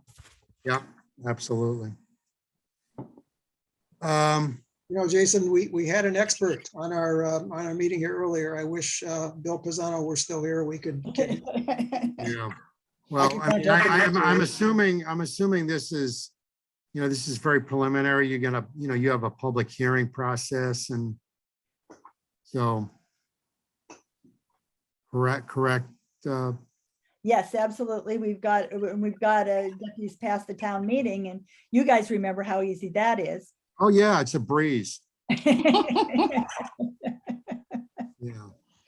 So, yeah, okay, well, that's good. I'm glad. I see some people with their hands up, but actually we're not taking public comment at this point, because there are going to be, you know, there is going to be a public hearing later. People want to talk about this issue. And you obviously have some revisions to make, questions to get answered. So I'm assuming this was just kind of giving us a preview. It is, but this is very likely to be what goes into the to the corrected draft that goes to the town. Yeah, Yeah, well, yeah. Okay. Okay. Thank you very much. Thank you very much. Thank you, Penny. Thank you, Lori. Appreciate it. Thank you. Okay. Okay. Bye-bye. Bye. Okay. Well, one more thing to worry about. Okay, election of officers, number 5. We've got, this is that time of year. We've got 2 officers, the chairman and the vice chairman. I like the way it is. You guys are doing a great job. Yep. On that note, I'll take So moved. Second. Okay, well, let's try to do it formally, just to go through the motions here, I guess. Does anybody want to nominate anybody for chairman? Sure, I'll nominate Jason as our fearless leader and chairman of the planning board, Jason Shaw. Second. I'll second it. Okay. I thought you were seconding it. I don't think you can do that. No, I can't. Not No, polite. we needed a second. Okay, all in favor? Without, Aye. I detect hesitation. Oh, no, I-eyed. Okay, Tom? Aye. Okay, thank you. All right. Now, vice chairman. I nominate Tom. Second. Seconded. All in favor? Roll Aye. vote. Harry, Aye. Peter, Aye. and I'll vote in favor. Tom is now the vice chairman. Okay, next He item. was on the the- vice chairman too, wasn't he? He was and he is. Okay, good. He still is. Okay. CPC appointment. Denise has left the position, and we need to have somebody else appointed. I did hear from Phil Crotty, and he said to us that, well, they've already looked at all these applications, and maybe we want to make the appointment effective after they made their decision. But after this June 21st, I think. Yeah. But then I talked to Denise and she said, no, I don't think so, because somebody, even a new person, could read the applications and, you know, could really intelligently vote on these things without, you know, without too much trouble, because a lot of it's on paper. So Phil left it up to us, and I thought, well, if we do the appointment now, you know, the person who's appointed can decide whether they feel comfortable, you know, voting or not later. Yeah, make it effective immediately, and if they want to abstain because of their. Yeah, if they want to abstain, fine. If they don't, they don't. So anyway, that's what I'm thinking. You know, I kind of thought we're down to 4 people. I thought of, including myself, which I did, I said no. And Harry is working. Tom has got, you know, he's got his feet in a lot of different things in the town already. And so I thought for this year, and this is a year appointment, it just comes up every year. It's not like you're not on the CPC for life. So I thought that Peter, this might be something that he might be willing to take on. So. Sounds like an eeny, meeny, miny, mo through process of elimination. That's Peter, what you're it. I'm looking forward to it if I get it. Well, that's good. I'm glad. Was Yeah. that a The rest of us, have- sarcastic remark? no, I think you're being truthful. No, I am, yeah. Oh, good. So anybody want to nominate, unless anybody has any further discussion? I mean, I'm not trying to, just getting a sense of, I know for me that with what I'm doing for the planning board, I would not want to do something else. I know Tom is very involved in a variety of different boards already. And I know Harry is, you know, pretty involved in. Gainfully employed, yes. And these meetings take place during the day. So that's another thing to consider. It's another thing working in my favor. Yeah. So anyway, does anybody want to make a motion to? I'll gladly make that motion to nominate Peter Kuttner as the planning board delegate to the CPC. Second. Seconded by Tom. Call for vote. Harry, Aye. Tom, Aye. and all vote in favor. Peter, you are the rep. Thank you. Again, You're the man.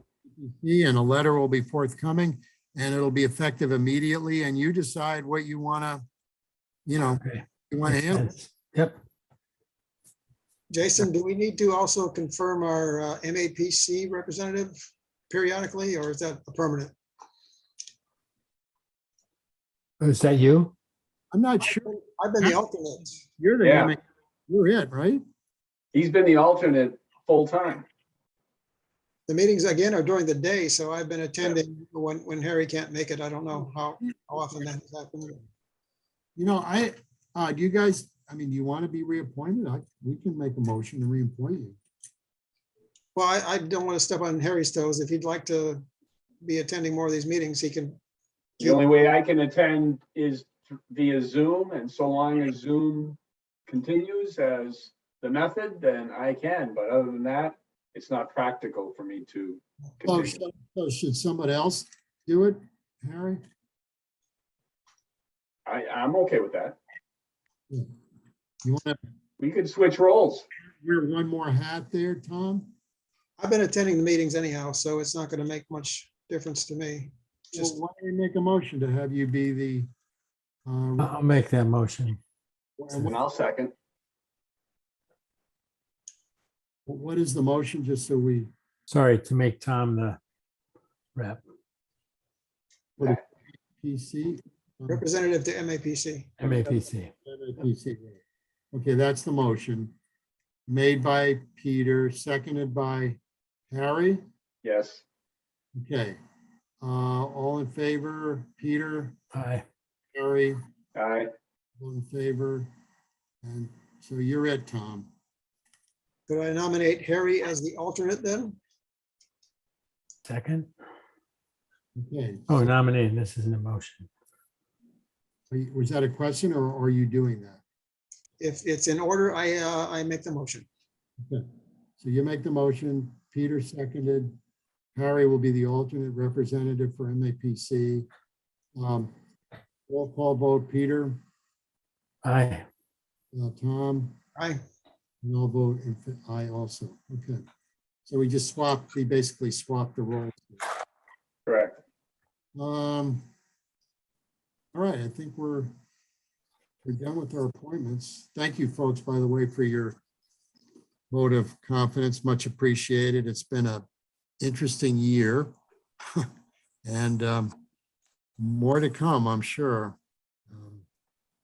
So that leads us, actually, that's a good segue to item 7, which is the rewrite of Article B. I don't know if everyone saw the, oh, well, let me start off with this. I spoke with Mitch today about when we could bring back what was Article B to the town. And there are two ways to bring it back. One of them is not the fall town meeting, because that agenda is full, according to Mitch, and we could not add this on it. So we could either do another special meeting at a time to be determined, or we could wait till spring of 2023 and bring it back. And I don't know if we have to decide that tonight, but just think about that. What would be, I could see pros and cons to both. You know? Don't we normally do zoning bylaws in the fall because the spring meeting is too full? Well, I mean, we'll get if we tell Mitch we want to do it in the spring, we'll get a placeholder. We'll say, look, we want to do this in the spring, and leave us, don't cram it up with stuff, you know? But, or the alternative is to do what we did last time and have a special meeting just on these things.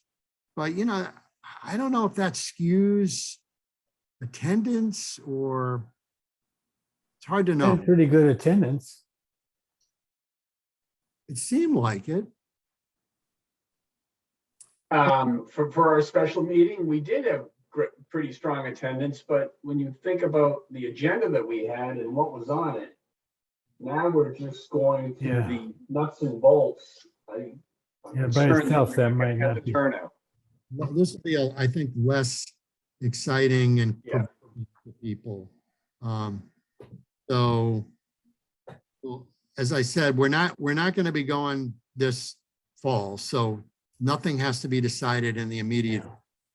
However, that being said,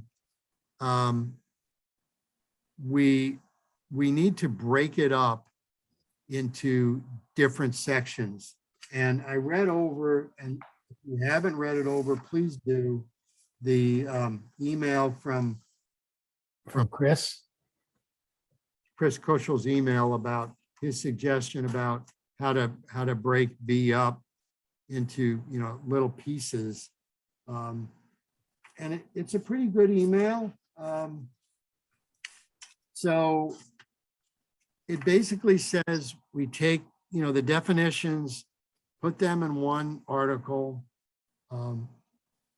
take the uses, put them in another article, take the rest of it, put them in a third article, and then depending on what we have else, I know there was Tom was talking about the coastal zone.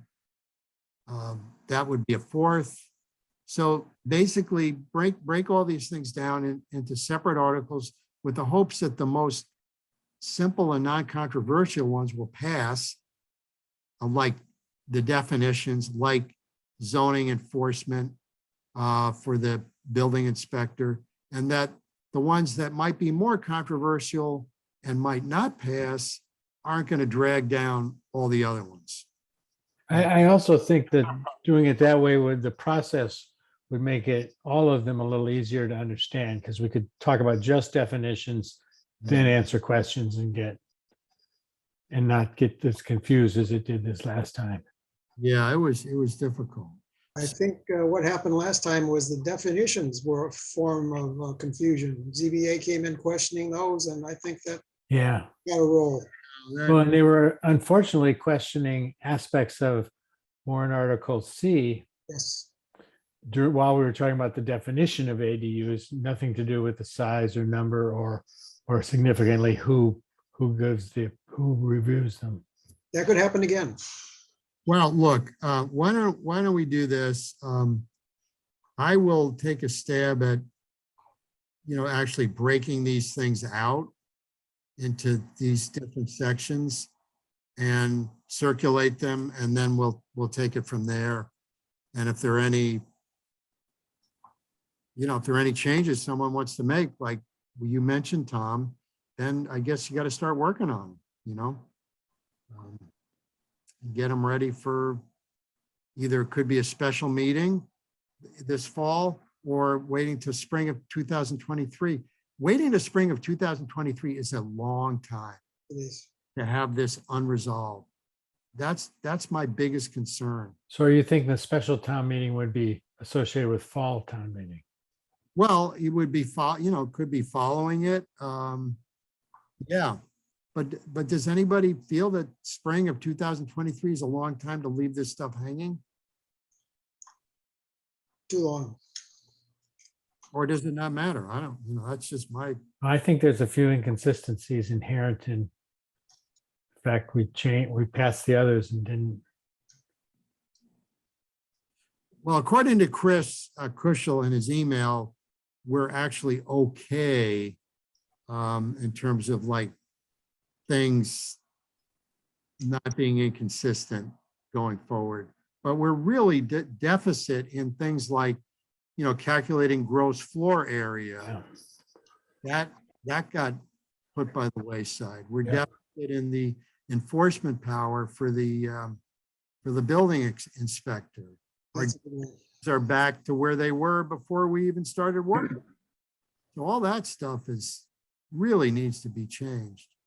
But As a practical matter, if you look at the number of applications that come to us over a 12-month period, how many would we expect during the next 12-month period? Mary? I'm sorry, I didn't hear that. My point is that, as a practical matter, how many applications of that type should we expect over the next 12 months?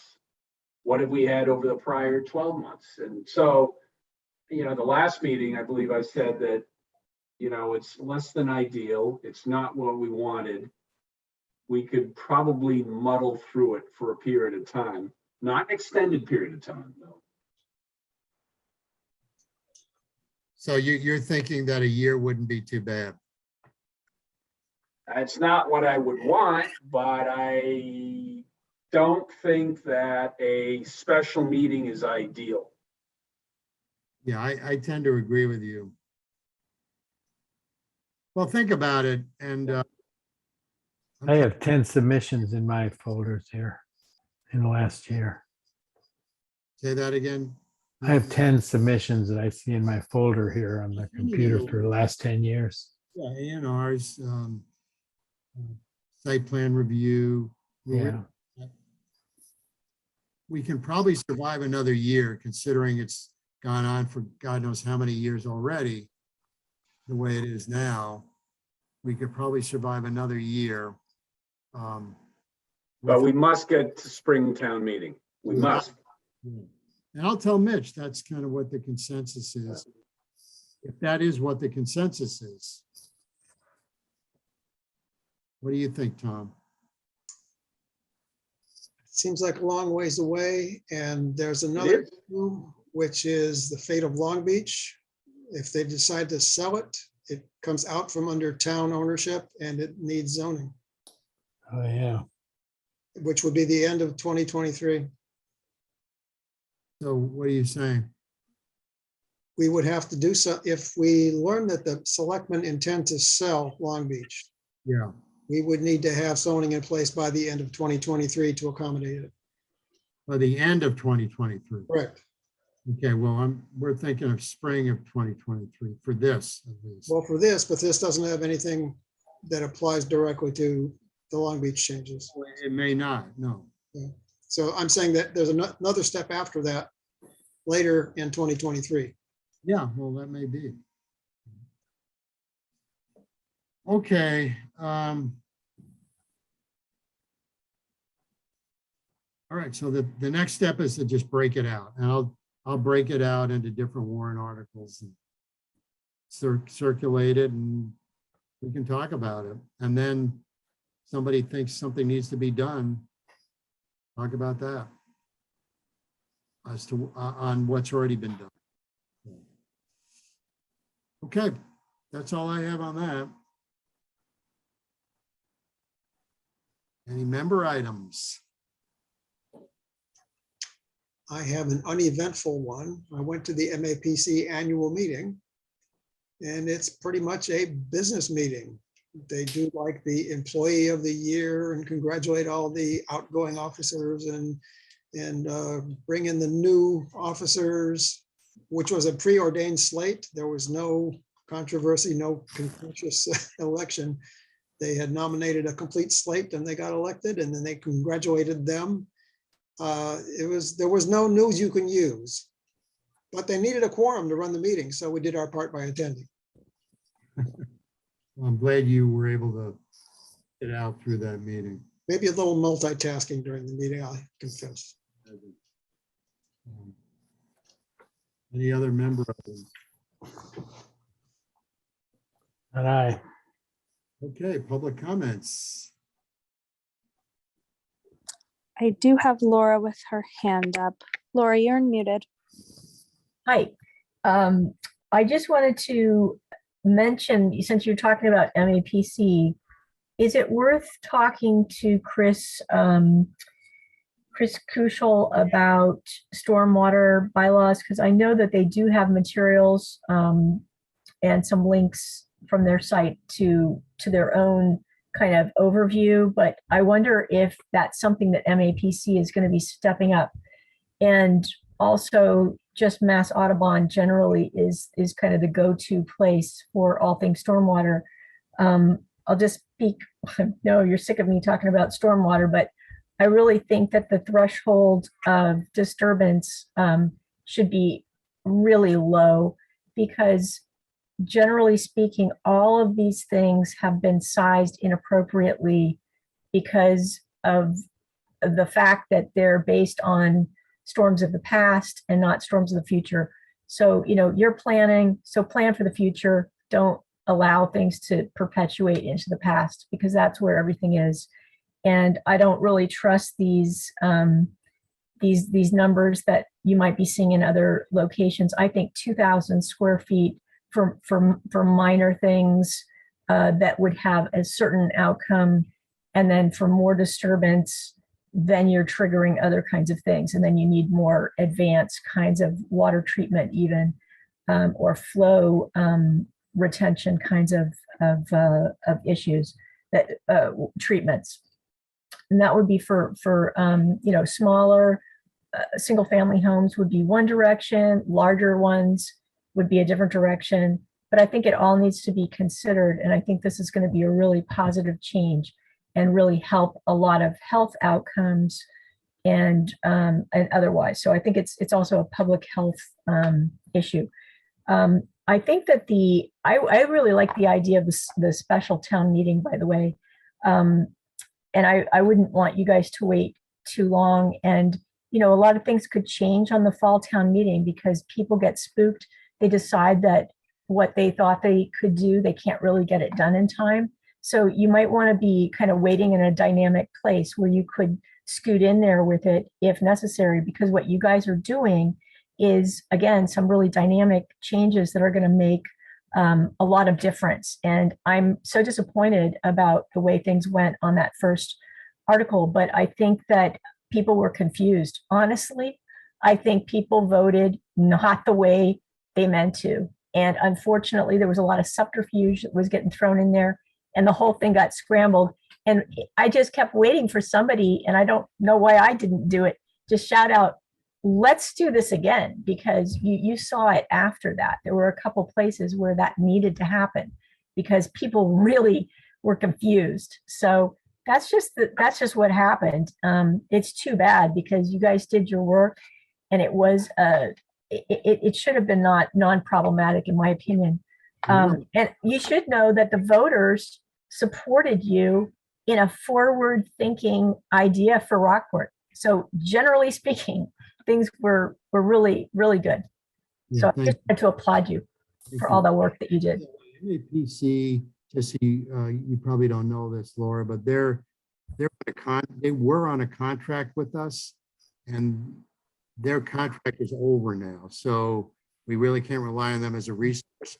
But we have, earlier on, I was in touch with Mass Audubon about stormwater management, so they have a lot of resources, and all the information I have has been passed on to the Government and Bylaw Committee on that issue. So we'll see what happens with that.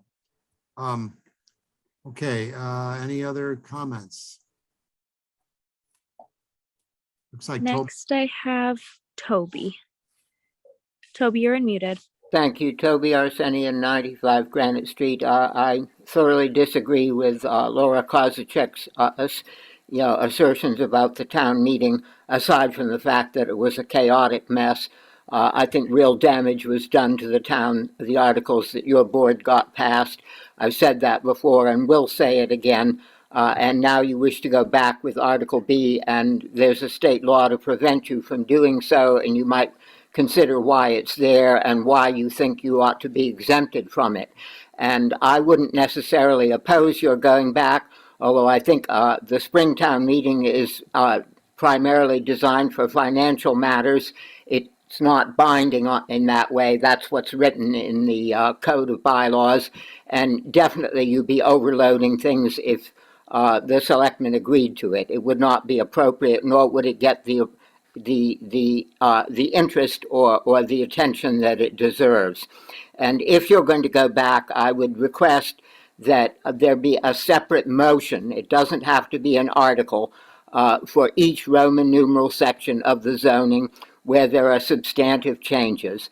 And the template for that is the vote every fall on the community preservation articles. It is one article for all the projects, but it is separate motions. It has to be for each of the projects. So that would be the model, so that you would get to present and would be obliged to present whatever changes you're proposing for each Roman numeral section, so that people would have a fair chance of understanding each one and a fair chance to put in their 2 cents worth, debate it, discuss it, what have you. And if you're aiming for anything other than that, I'm aiming to write to the Attorney General when you do and ask them to say no. I would trust that you do the right thing, fair process, without that in the wings, but please consider that. As for the stormwater, I heard numbers of things which just simply didn't add up during that discussion. Jason said that you got to trigger and hear of such things when they come to you for ANRs, but as you're painfully aware, you can't even ask questions other than the frontage and the Toby, hold on.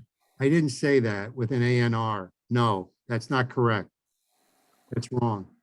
And Laurie also said that the building inspector would be notified on such things, and that is, again, not correct, because the people go to the building inspector with plans for buildings, and often they have rampaged with heavy construction equipment and done appalling damage to the landscape before they even bother to go to the building inspector. So that, too, is a forlorn hope. And I think you're left with, what I proposed earlier, which is something across the board that would go into your set of bylaws, not the code of bylaws, without any minimum triggering, that simply says that you can't do any of the above in such a fashion as to damage your neighbor's property. That would be fair and simple, and was what was in the site plan review until you unfortunately took it out. So I think you need to go back and reconsider that. As for the 7,500 foot trigger, it's anyone's guess whether that's an appropriate figure or not. You said so yourself. The 30% is wrong because, Time's about up, so just try to wrap it up, okay? well, if you don't wish to hear, the hell with that. No, I'm just telling you your time's about up. Well, if you don't wish to hear, the hell with that. Now your time's up. Okay, thank you. And if you respond like that to at a meeting, that's really inappropriate. I hope you realize that.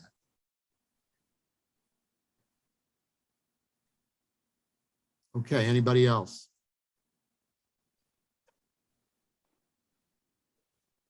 Motion to adjourn. Motion to adjourn, seconded. Second. Seconded by Peter. Roll call vote. Harry, Aye. Peter, Aye. Tom. Aye. I'll vote in favor. Meeting adjourned at 8:38 PM. Thank you, folks. Thank you, Kelsey. Take care, Good night, Kelsey. everyone. Thank you. See you Bye. next time.